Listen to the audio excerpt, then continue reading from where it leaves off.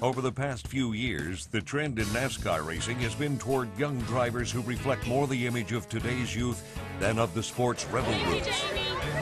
Ahead of his time, champion team owner Rick Hendrick took 23-year-old Jeff Gordon to the top of the charts. Now, at 22, Hendrick Motorsports driver Brian Vickers looks to capitalize on that history of achievement.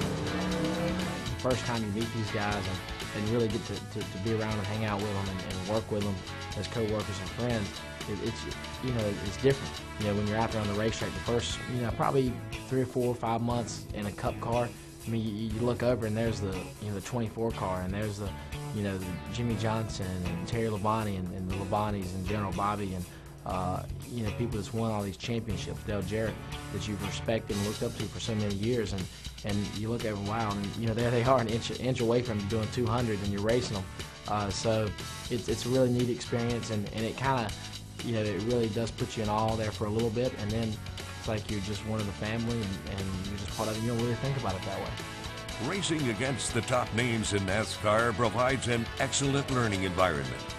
But beyond the track, those veterans offer lessons in every aspect of the sport.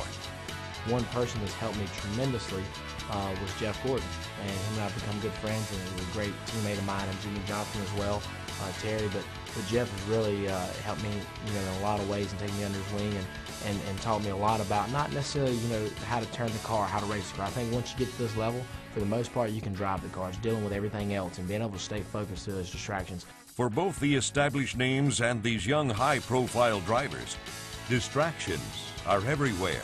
I couldn't describe to you how many distractions there are on that pit road, and the walk from the garage to the pit road, from the fans to the media, to just everything about it, the excitement, the hype of the sport, because it is an entertainment sport.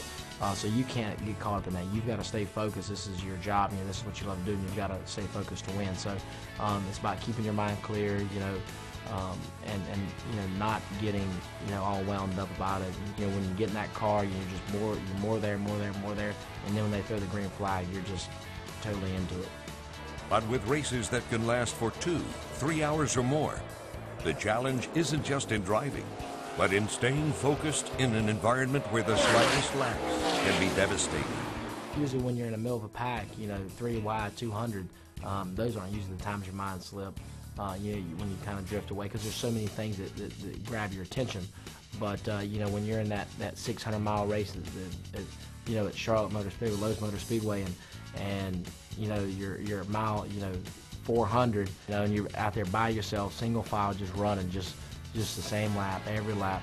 That's when you're like, you kind of start to drift away, kind of get bored a little bit. But it happens, and you try to bring yourself back, because if your mind's not on what you're doing, your mind's not completely focused. When you're in these cars and you're going as fast as you are, and you have so many things going on, and it happens so fast, that split second makes all the difference. Barely into his 20s, Vickers has a long, promising road ahead. But while he has an eye on his future, there are more immediate concerns. I want to be the most successful race car driver ever. I want to accomplish what Jeff has accomplished, and then some, and be the best I can at that. And then what happens after racing, I don't know. I mean, in a way, I play it by ear. I take each year as it comes and do the best I can in that year, and that still will meet, that long-term goal I have. But I don't have any specific plans laid out. So.